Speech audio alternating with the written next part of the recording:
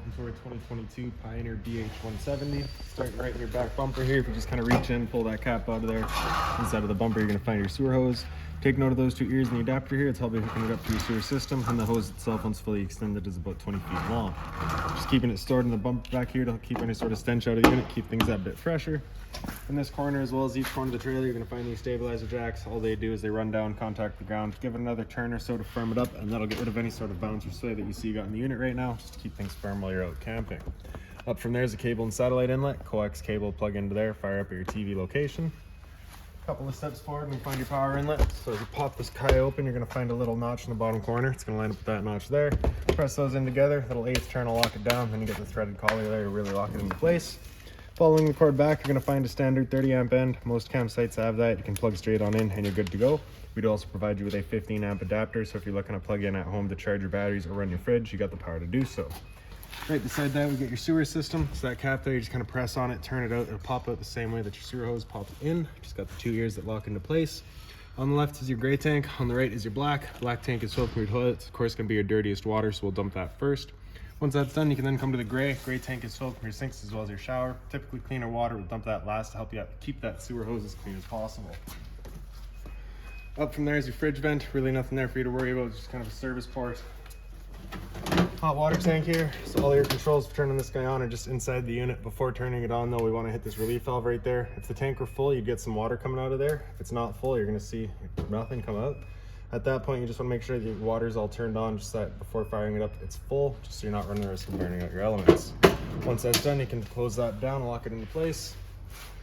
Exhaust for your furnace here, so if you're ever running a furnace, you just want to make sure it's not blocked off. It does get hot. City water connection on top here. Water hose will plug into there, turn on the water, and that'll pressurize the water lines throughout the unit. Underneath it is your freshwater inlet. Same water hose will plug into there, turn on the water, and that'll fill up your freshwater tank.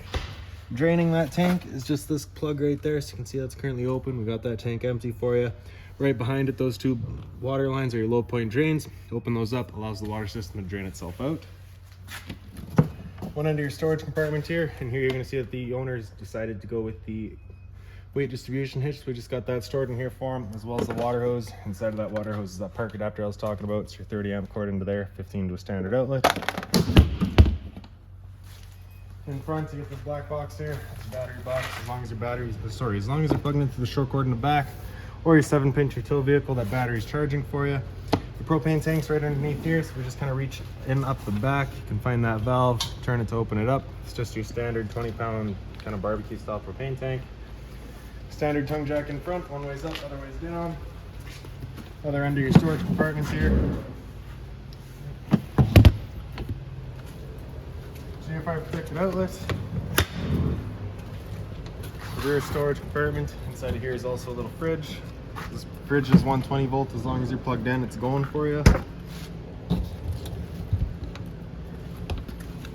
In the back of the unit, you get your spare tire, and then straight front and center, you got your rear view or observation camera, or sorry, pre-wired mount for one. Now making our way inside of the unit. Your door just opens on up. It's got that gas strut that holds it open for you. So you can see it's at 90 degrees simply because if it were to open more, it's going to contact your awning arm.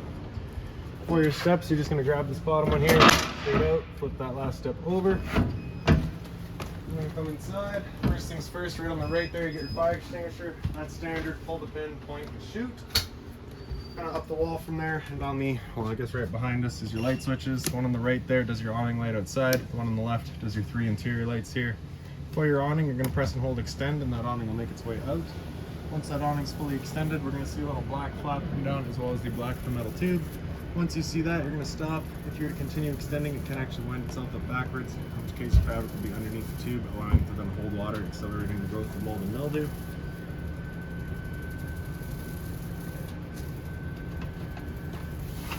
There's a flap, and there's the tube, so we'll stop right there. Now if it were to start raining, it's of course going to hold some water anyways. What you'll do is just grab either arm, front or rear, just pull straight down on it. And you see that changes the pitch of the awning on the head, allowing water to then run off. Now if you like that angle better because it does give you more shade, you can do the same thing with the arm up front. Before you bring it back in though, you just want to make sure these guys are back out straight and fully extended, just so you're not running the risk of bending them.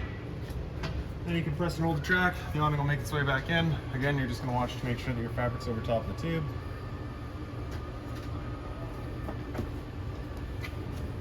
And the last thing to keep in mind with your awning is it does catch a lot of wind. So once you get up to about 15-20 kilometers an hour wind, you want to bring it back in. Again, just so you're not running the risk of bending your arms.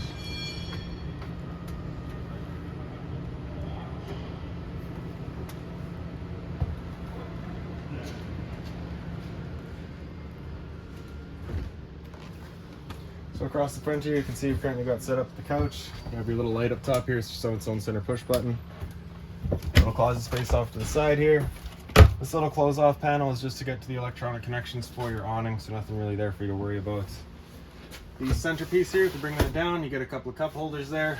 Otherwise, you can flip that up, flip the whole thing down. Travel latch on the right side here, we'll undo that. Bring it in towards the center, pop that down. Bring the mattress with it, and there's your bed. Once you're done, just flipping it back up and locking it into place.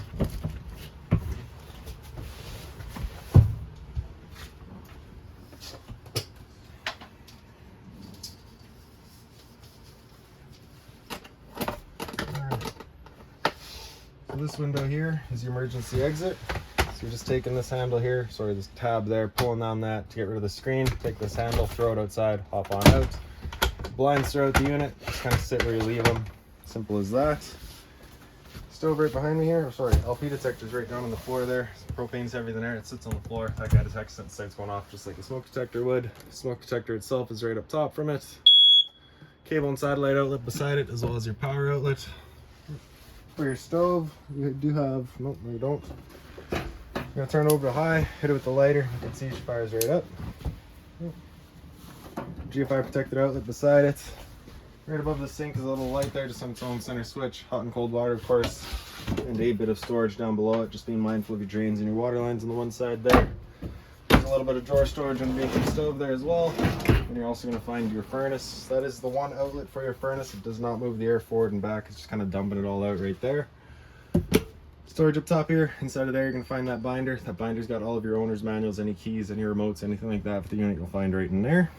Microwave, it's pretty standard, just like home. Straight up top from that, you get a roof vent. So the placement of this roof vent is pretty specific. We don't have a stove vent for your stove, so of course if you are cooking, you're getting the steam or whatever, even just the fumes from the propane, you want that open just to help evacuate them. Fridge here, so as we open up the freezer, you'll find all your controls right up top. Power button on the left there, the button on the right there, if that's out, it's on gas. All right, so if it were to not fire up on gas, you'd get that check light there. At that point, just off and back on to reset it. If you want it to run on auto, auto's first looking for AC power. If AC power is taken away, it'll flip over to gas automatically. Just have that button come in, you see it lights up auto there. Fridge down low. And then underneath it all, you get your power converter. Press the top and center, will pop open. All of your breakers in the middle. Whenever a breaker breaks, it sits in the center, so just turn it off and then back on to reset it. Right side's all of your fuses. In the dinettes here, you get your open storage right across the top.